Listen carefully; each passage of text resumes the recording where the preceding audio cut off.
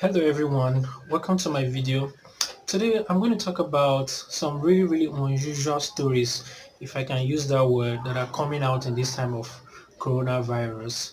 From a couple, newly wedded couples that are trapped in paradise, to the 5G conspiracy and coronavirus, to the president of Philippines order to shoot and kill those who defy coronavirus lockdown. There's so many crazy things happening right now, as you will expect in a situation like this. So today we're going to talk about all this and see what we can make sense of them.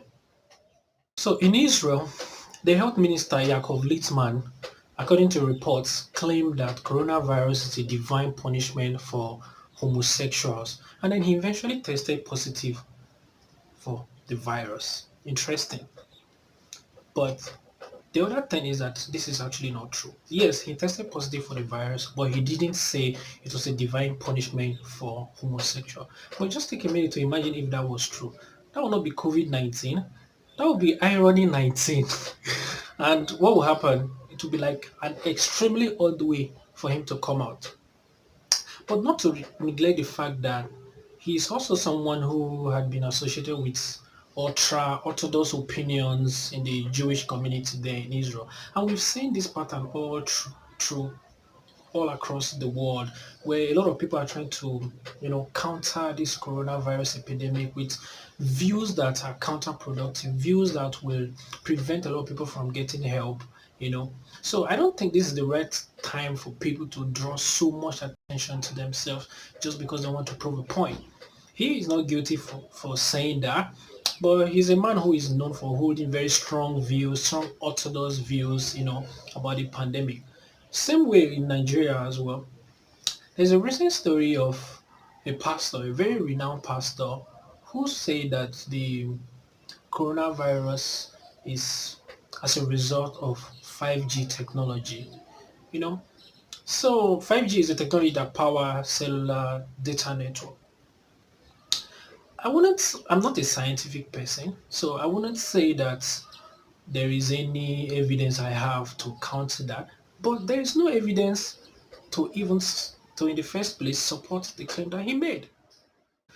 So he claimed that the 5G is going to entrench a new world order and that people should resist the vaccination that will come for coronavirus. And that in Nigeria particularly, that the government intentionally locked down Abuja and Lagos, the two biggest cities, so that they can install the 5G network, which is obviously antichrist according to him.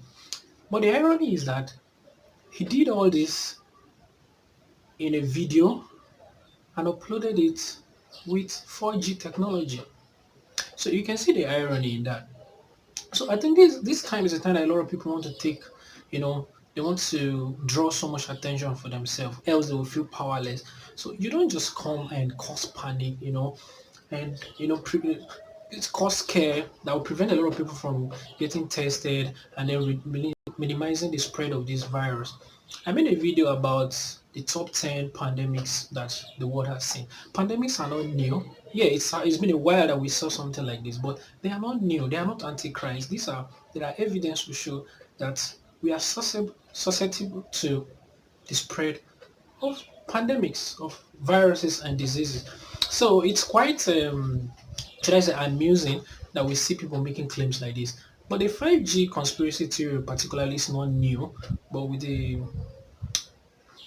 coronavirus associated in 2019 and into 2020, it has really increased the spread of this conspiracy, which is really amusing. So in another development, in France, two scientists were caught in a not caught but in a television live broadcast advising that a new vaccine for coronavirus should first be tested on Africans, just the way the first AIDS vaccine were tested on prostitutes.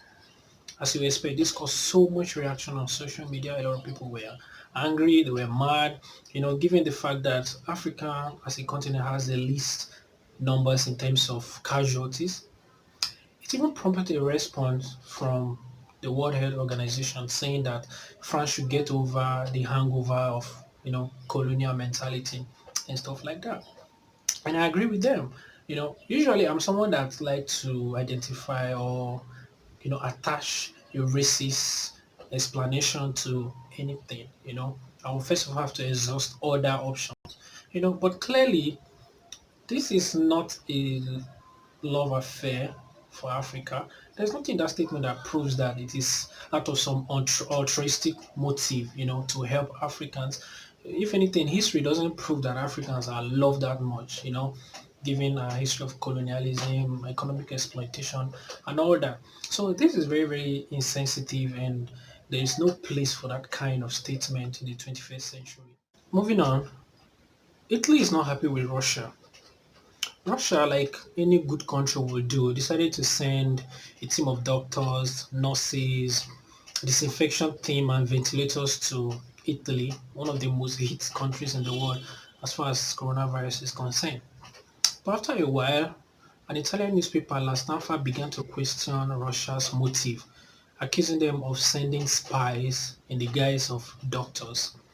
And a reaction, as a in a way of reaction, Russia decided to say that the newspaper was digging its grave with its Russophobic fake news.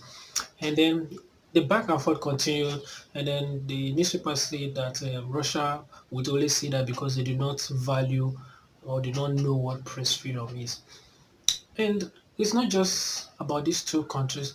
We've seen situation or we've heard news where countries like almighty US is stealing ventilators from Germany, Italy as well stealing from Germany, Czech from Italy, US from France. So many of these big countries. Who would have thought? It actually reminds me of a quote from Dark Knight by the Joker when he said, "When the chips are down, these civilized people, they will eat each other. I am not the monster. I'm just ahead of the curve." So it goes to show that when we are at our worst, or when we are at our most vulnerable situation, that's when the worst come out of us. Be it a big country or a small country. When it comes to survival, you're going to see the side of people you've never seen before. So we hope people can be rational enough. These countries can be rational enough to put their ass together this time. So moving on to Philippines, where the president Rodrigo has ordered his police to shoot and kill those who defy coronavirus lockdown. I would have said this is a situation where you are not saving your own country, but nobody is saving their country right now.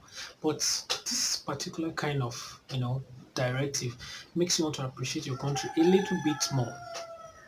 In Nigeria, 6 people also escaped from isolation center in Ocean State.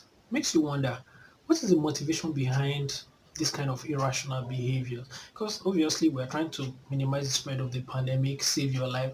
Why would people not just respect, allow themselves to be treated, and then get well? It's really crazy, and you can't really explain why. Finally, we have a story of a newly wedded couple that are trapped in the Maldives. They were supposed to spend a 6-day honeymoon in a luxury hotel in Maldives before the coronavirus global lockdown took effect. Airports were being shut down and stuff like that. So it means they can't get out of there. So they've been there for weeks now. And I was thinking that this kind of situation will really either bring them very, very close or bring them really, really far apart. Because it's not really going to be easy to be stuck in that kind of place. And they're just the only two guests they have in that particular hotel. And I guess they're probably going to come out of this as parents. But it's expensive, according to them. They're still paying for it. But I can't think of a worse place where someone can be stuck in right now. But I won't mention it. So thanks for watching my video. You can drop your comments about what you feel about these stories. I hope to see you in the next one. Thanks.